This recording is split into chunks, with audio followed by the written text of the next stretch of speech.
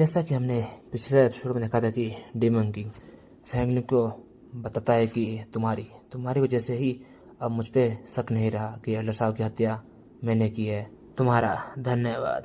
और मैं बता दूं कि एल्डर साहब की हत्या मैंने ही की है। और ये सुनने के बाद फैंगलिन वो काफ़ी गुस्से में आता है और वो डीमन किंग पे अटैक करने वाला होता है, लेकिन याली उससे रोक लेती है। कहती है कि तुम्हें ये सब नहीं करना चाहिए, तुम्हें सभी लोग देख रहे होते हैं। और न चाह के भी फैंगलिन वो डीमन किंग का कुछ नहीं कर पाता। और उसके बाद हम देखते हैं कि डीमन किंग और याली आपस में बात करते हैं और याली बताती है कि फैंगलिन आजकल कुछ बदला हुआ है। और ये सुनने के बाद डीमन किंग कहता है कि हाँ बिल्कुल, लेकिन उसको ठीक करने का एक रास्ता है। और ये सुनने के बाद याली कहती है क्या यह सच है। और दूसरी तरफ हम देखते हैं कि फैंगलिन जो डीमन किंग को लेके सोच में पड़ा हुआ होता है कि आखिर वो व्यक्ति है कौन। और उसके अगले दिन सभी लोग डीमन हंटर गिल्ड में आए हुए होते हैं और वहाँ से वो डीमन टावर को सील करने के लिए जो वस्तुएं चाहिए उनको प्राप्त करने के लिए निकल जाते हैं। अब दोस्तों उसके आगे और उसके बाद हम एक जगह का सीन देखते हैं जहाँ चारों तरफ लावा ही लावा है और चारों तरफ लावा से भरे डीमन ही भरे पड़े हैं। और उसके बीच में हम देखते हैं कि फैंगलिन उसकी टीम जो उन सभी डीमन का सामना कर रहे होते हैं और डीमन किंग भी उन सभी की मदद कर रहा है। और फैंगलिन वो भी काफ़ी अच्छी तरीके से उन सभी डीमन का सामना करता है। और हम देखते हैं कि वो सभी लोग चारों तरफ से उन सभी डीमन से घिरे हुए होते हैं। और सब देखने के बाद फैंगलिन कहता है कि धत तेरी तो, ये सिंगल डीमन कमज़ोर है लेकिन ये कई सारे हैं, इसलिए इनका सामना करना इतना भी आसान नहीं है। और ये सब देखने के बाद डीमन किंग सोचता है कि अरे यार, मैं क्या पागल हो चुका हूँ कि मैं इन इंसानों के साथ मिलके इन डीमन का खात्मा कर रहा हूँ। मैं कुछ नहीं करूँगा, मैं सिर्फ तमाशा देखूंगा। तभी डीमन किंग को कुछ महसूस होता है और वो पीछे पलट के देखता है और हम देखते हैं कि कोई उनका साथी किसी खतरनाक पावर का इस्तेमाल करता है। और हम देखते हैं कि ये एक पॉइजन किलिंग अटैक होता है। और हम देखते हैं कि वो अपने पॉइजन किलिंग अटैक की मदद से उन सभी डीमन को एक ही झटके में इरेज कर देता है। और ये देखने के बाद डीमन किंग सोचता है कि ये बुरा नहीं है। और सब देखने के बाद जिया वो काफ़ी शौक होती है, कहती है कि लियान सचमुच तुम्हारी पावर तो काफ़ी अच्छी है। और ये सुनने के बाद लियान कहता है कि अरे नहीं, ऐसी कोई बात नहीं है, मैं सिंगल लड़ाई में तो इतना अच्छा नहीं हूँ, लेकिन भीड़ को संभालना मुझे अच्छी तरीके से आता है। और सब देखने के बाद फैंगलिन कहता है कि मुझे पता था, इसीलिए मैंने लियान को अपने टीम में लिया, इसके बारे में मुझे सब कुछ पता है। और इसके बाद फैंगलिन कहता है कि मुझे तुम लोगों से एक ज़रूरी बात करनी है। और उसके बाद फैंगलिन कहता है कि जिस चीज़ को हम ढूंढने आए हैं, जिस आर्टिफैक्ट को हम यहाँ प्राप्त करने आए हैं, वो यहाँ से कुछ ही दूर पे है, लेकिन हमें नहीं पता कि आगे किस तरह का डीमन है और वो कितने खतरनाक है। और वैसे भी हम काफ़ी दिनों से चले जा रहे हैं और डीमन का सामना कर रहे हैं, हम सभी लोग काफ़ी थक चुके होंगे। तो मेरा ये मानना है कि तुम लोग वापस शहर चले जाओ और थोड़ा आराम कर लो, मैं पहले जाता हूँ आगे और जगह का मुआयना करके आता हूँ। और सुनने के बाद इस डिसीजन से कोई भी खुश नहीं होता। और याली कहती है कि फैंगलिन, अगर तुम्हें कुछ हो गया तो, अगर तुम्हारा डीमन से सामना हुआ तो तुम्हारी अच्छा कौन करेगा। और लियान भी कहता है कि हाँ बिल्कुल, आपका डिसीजन सही नहीं है। और सब सुनने के बाद हम देखते हैं कि फैंगलिन कुछ भी मानने के लिए तैयार नहीं होता। कहता है कि मैं तुम्हारा कैप्टन हूँ और मेरी जिम्मेदारी है कि मैं अपनी टीम को सुरक्षित रखूँ, इसीलिए मैं पहले जाऊँगा और सही रास्ते का पता करूँगा।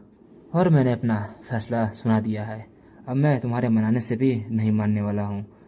और हम देखते हैं कि डीमन किंग ये सब चुपचाप देख रहा हुआ होता है, क्योंकि उसे पता है कि आखिर सच क्या है। और लियान कहता है कि सचमुच फैंगलिन तो काफ़ी अच्छे हैं, वो हमारे बारे में कितना सोचते हैं।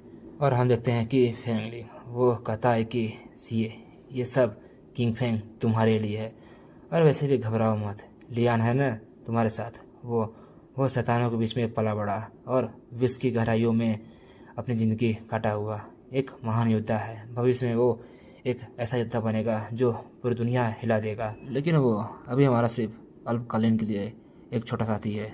लेकिन कॉमिक बुक के हिसाब से वो नायक का एक भरोसेमंद साथी था और उसके लिए अपनी जान देने के लिए एक पल भी नहीं सोचता था, क्योंकि लियान के शरीर में जो विष है उसको अंदर ही अंदर खत्म करता था। और एक दिन नायक ने एक एस क्लास औषधि उसको दी थी, जिसकी मदद से वो अपनी विष को काबू कर पाया। तब से वो नायक का एक भरोसेमंद साथी था, उसके लिए वो कुछ भी कर सकता था। लेकिन लेकिन अब कहानी बदल चुकी है और इस दुनिया का नायक कौन है इसके बारे में किसी को नहीं पता। और अब मैं इस दुनिया का नायक बनूंगा। मैं उस आर्टिफैक्ट को भी पाऊंगा और लियान का भरोसा भी। एक बार मैं लियान का भरोसा जीत लूं तो मुझे भविष्य के लिए एक साथी भी मिल जाएगा और मैं इस दुनिया का नायक भी बन जाऊंगा। और उसके बाद फैंगनिंग जाते हुए कहता है कि तुम सभी लोग शहर में मेरा इंतजार करना, लौट के मैं मिलूंगा और वापस अपने सफ़र पे हम निकलेंगे। और फैंगनिंग बाय बोल के वहाँ से चला जाता है और मन में सोचता है कि मुझे ही पता है कि वो आर्टिफैक्ट कहाँ है और लियान को ठीक करने वाली औषधि कैसे प्राप्त करनी है। एक बार मैं वो सभी चीज़ें प्राप्त कर लूँ, लियान मेरा अधीन हो जाएगा। और सब देखने के बाद डीमन किंग सोचता है कि मैं इंसानी स्वभाव के बारे में ज़्यादा कुछ तो नहीं जानता, लेकिन इतना पता है कि ये व्यक्ति निस्वार्थ भाव वाला तो बिल्कुल नहीं है। और उसके बाद याली कहती है कि मैंने सुना है कि यहाँ से कुछ दूरी पे एक ऑप्शन हाउस है, मैं वहाँ जा रही हूँ और कुछ दिनों बाद मैं तुम लोगों से शहर में मिलूंगी।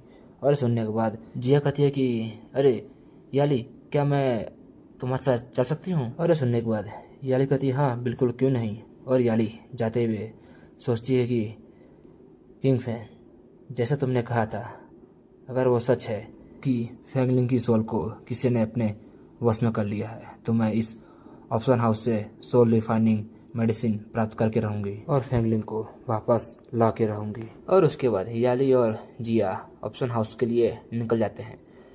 और उसके बाद हम देखते हैं कि वो सिर्फ 3 बजते हैं और उनमें से एक मोटा बोलता है कि अब हमें वापस चलना चाहिए। हमारे टीम कैप्टन फैंगलिंग ने जो आदेश दिया हमें पालन करना चाहिए। और सुनने के बाद डेमन किंग कहता है कि मुझे नहीं लगता कि हमें वो कार्य करना चाहिए।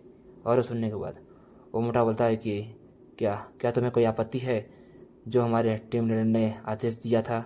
और वो मन में सोचता है कि इस व्यक्ति से हमारे टीम लीडर पहले से ही खुश नहीं है। और सब सुनने के बाद डेमन किंग कहता है कि अरे बिल्कुल नहीं, मैं तो फैंगलिंग की फैसले की कदर करता हूँ, लेकिन तुम्हें नहीं लगता कि हमारे टीम लीडर अकेले गए हैं? बस मुझे उनकी चिंता हो रही है क्योंकि वो सिर्फ अकेले है ना, इसलिए। तो मेरा ये कहना है कि क्यों ना हम उनका चुपचाप पीछा करते हैं, अगर वो किसी मुसीबत में होंगे तो हम उनकी मदद करेंगे। और सुनने के बाद वो लोग कहते हैं क्या सचमुच हम ऐसा कर सकते हैं?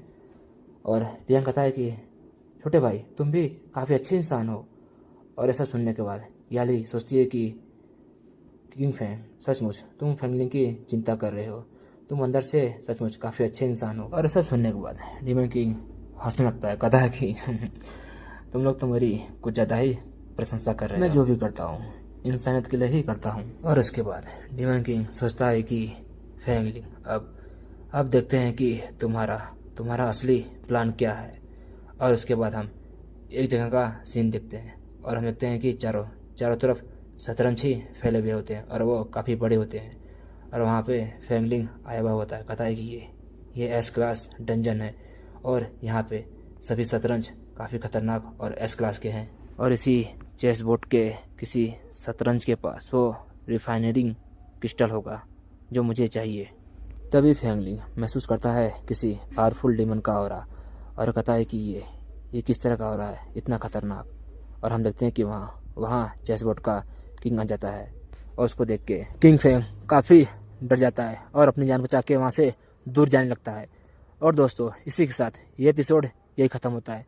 मिलते हैं दोस्तों नेक्स्ट एपिसोड में। बाय दोस्तों।